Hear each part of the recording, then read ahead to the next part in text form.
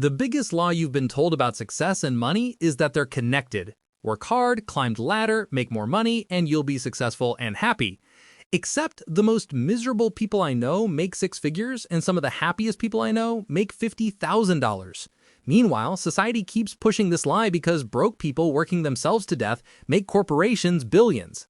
Today, I'm exposing the truth about success and money that'll either set you free or piss you off, depending on how invested you are in the lie. What's up, everyone? Ryan here from Ryan Invests, and today we're destroying the programming that's been drilled into your head since childhood. The lie that more money equals more success, that grinding yourself into the ground is noble, that sacrificing your entire life for career advancement is what winners do.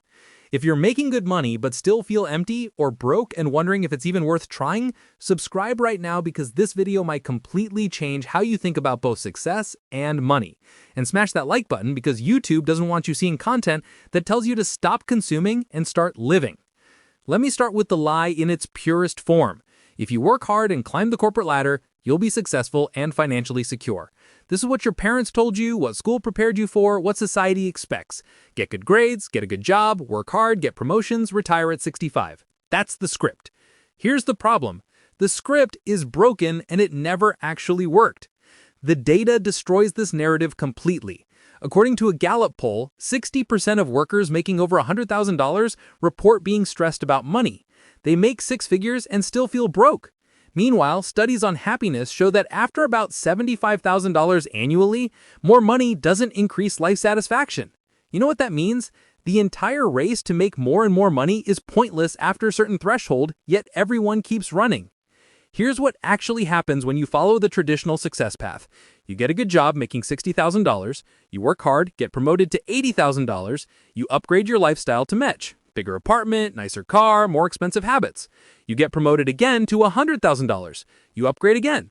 Now you're making great money, but you're still broke because your expenses grew with your income. Congratulations, you're trapped at a higher income level.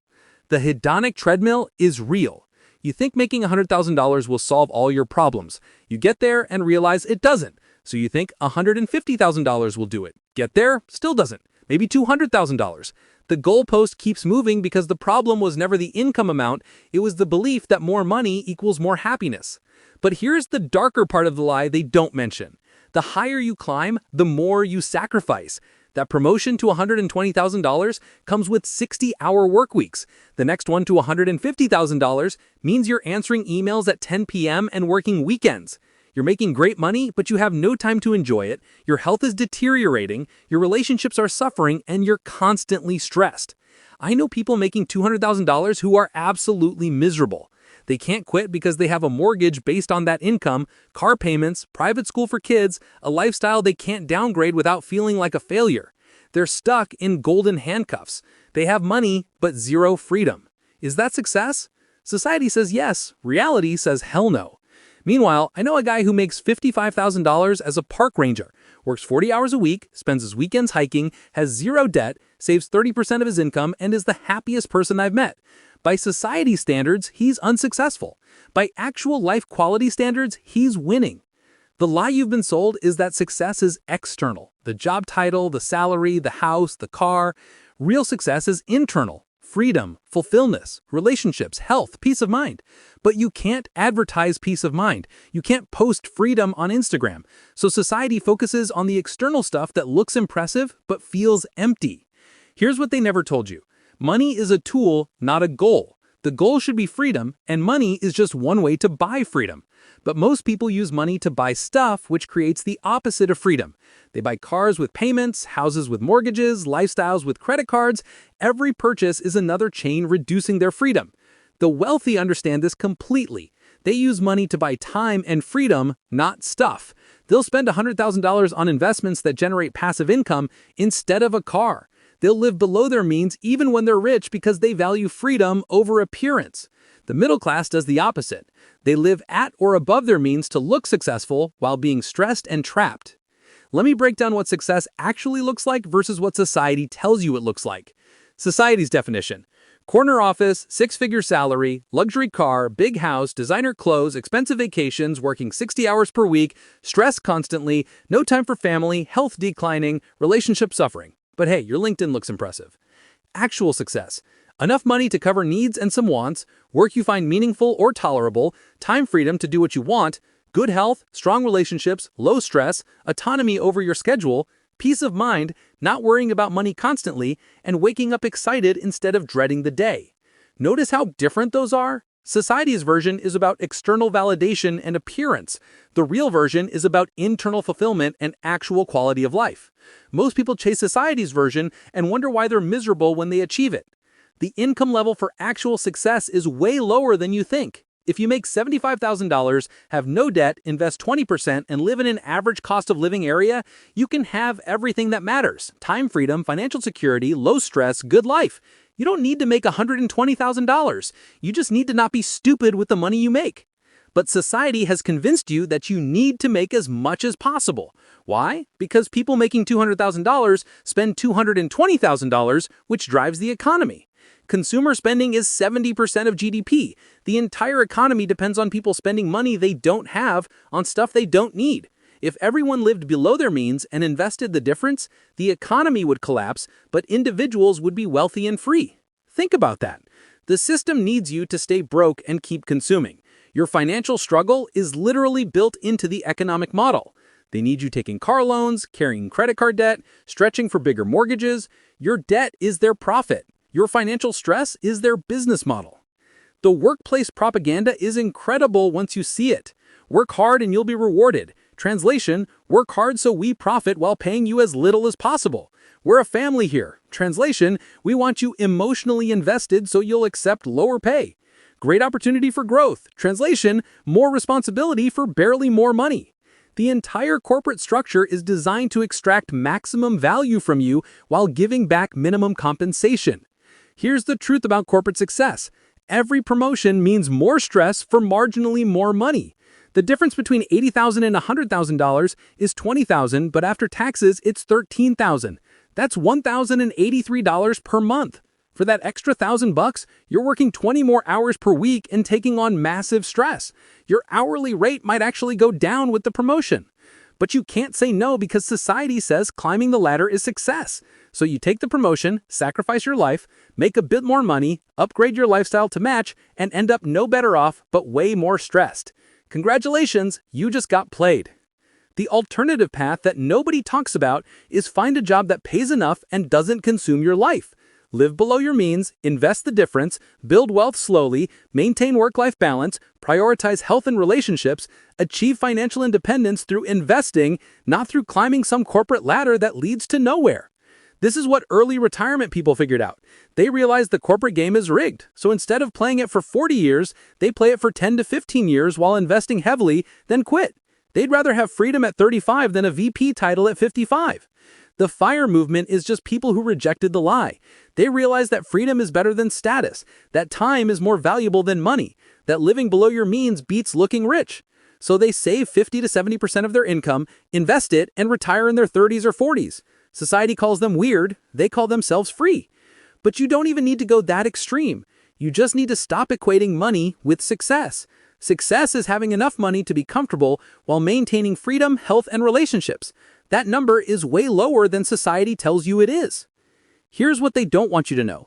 You can succeed on $60,000 per year if you're smart. No debt, low expenses, investing 20%, living in a reasonable cost of living area. You have everything you need. Time freedom to enjoy life, low stress, and you're building wealth. Compare that to making $150,000 with debt, high expenses, working 60 hours per week, stressed constantly, and still feeling broke. The person making $60,000 is more successful by any real measure. But society would say the $150,000 person is winning. That's the lie. That's what keeps you trapped on the treadmill, chasing more money that won't make you happier.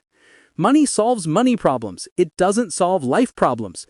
Being broke is stressful and limiting. Having enough money fixes that. But once you have enough, more money doesn't fix anything else. It doesn't fix bad relationships, lack of purpose, health issues, or existential emptiness. Yet people keep chasing more money, hoping it'll solve problems it can't solve. The amount of enough is the key number society doesn't want you to calculate. Because if you figure out your enough number and achieve it, you stop consuming, you stop upgrading, you stop chasing, you exit the hamster wheel. That's bad for the economy, but great for you. Here's how to calculate your enough number. What do you actually need to live well? Rent, mortgage, food, utilities, transportation, insurance, healthcare, some entertainment. For most people in average cost of living areas, that's $3,000 to $4,000 per month or $36,000 to $48,000 annually. Add 20% for investing and you need $43,000 to $58,000 in income. That's your enough number. Everything above that is either lifestyle inflation or wealth building. If you make $80,000 and need $50,000, you have $30,000 per year for either looking richer or becoming richer. Most people choose looking richer, nicer apartment, better car, expensive habits. They work harder to make more money to spend on stuff they don't need. The smart move is to lock in your lifestyle at the enough number and invest everything above it. Make $80,000, live on $50,000, invest $30,000. Make $100,000, still live on $50,000, invest $50,000. Your lifestyle doesn't change, but your wealth and freedom skyrocket. But here's what happens to most people. They can't maintain that discipline because society keeps telling them they're unsuccessful. Your coworkers get new cars, you feel like a loser driving your 10-year-old Honda. Your friends buy houses, you feel unsuccessful renting. Your college classmates post vacation photos, you feel poor staying home. So you cave to social pressure and upgrade your lifestyle, destroying your wealth building. This is the psychological warfare of modern society. Success is defined by consumption and display. The person driving the Tesla is successful. The person driving the paid-off Toyota isn't. Except the Tesla driver has $800 monthly payments and the Toyota driver has $800 going into investments every month. 5 years later, Tesla driver still has payments, Toyota driver has $60,000 invested. Social media made this exponentially worse. Now you're not just comparing yourself to neighbors and coworkers, you're comparing yourself to everyone's highlight reel online. That influencer in Dubai isn't showing you their credit card debt. That friend posting from their new house isn't showing you they can't afford furniture. Everyone's faking success while being broke, and you feel unsuccessful while actually building wealth. The truth about most successful people you see is they're broke at a high income level. The lawyer making $200,000 with $300,000 in student loans, $1 million mortgage, 2 car payments, and private school tuition has negative cash flow. They look successful, but they're one job lost from bankruptcy. Is that success? Only if you believe the lie. Meanwhile, the electrician making $75,000 with no debt, a paid-off truck, and $200,000 invested is actually wealthy but looks middle class. Society says the lawyer is successful and the electrician isn't. The math says the opposite. The electrician has freedom, the lawyer has golden handcuffs. Here's what nobody tells you about high-income careers. They're traps disguised as success. Doctor, $500,000 in debt, working 80 hours per week, can't quit because of loans. Lawyer, $200,000 in debt, billable hour requirement, working weekend. Investment banker, making $300,000 but working 100-hour weeks, that's $57 per hour, less than a plumber. These careers are sold as the pinnacle of success. Parents push kids toward them. Schools celebrate acceptances for programs for them. But talk to actual doctors and lawyers. Many are miserable, trapped, and wish they'd chosen differently. They have prestige and money, but no time, freedom, or joy. That's not success. That's a well-paid prison. The trades that society looks down on are actually winning. Plumber, no student debt, making $80,000, can start their own business, work when they want. Electrician, same story. HVAC tech, getting paid $100 per hour for emergency calls. They have skills that are always needed, no debt, and actual freedom. But society says they're unsuccessful because they work with their hands. This classist BS is part of the lie. White-collar work is successful even if you're miserable and broke. Blue-collar work is unsuccessful even if you're happy and wealthy.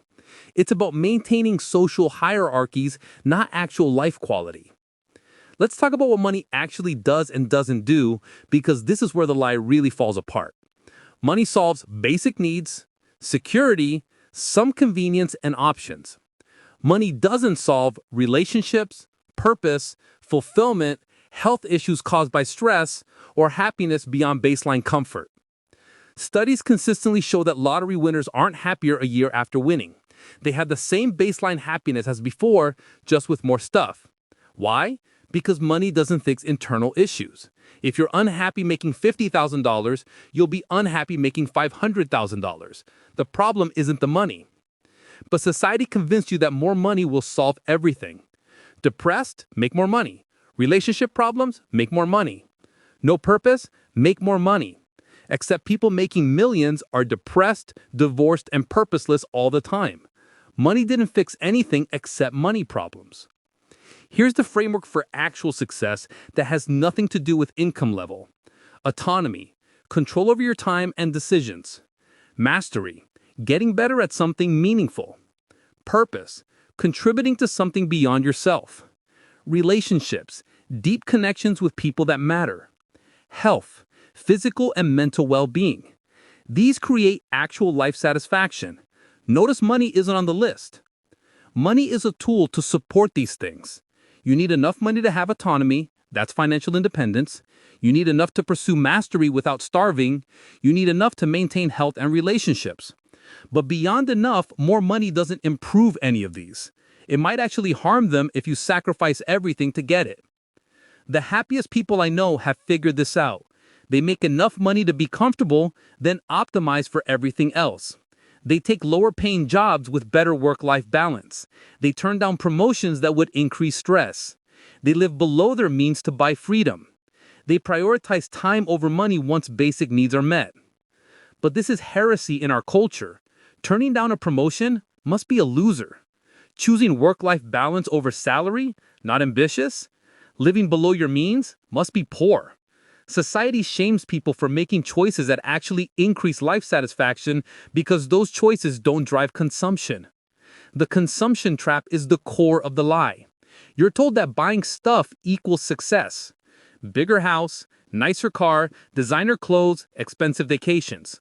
But consumption is literally the opposite of wealth building.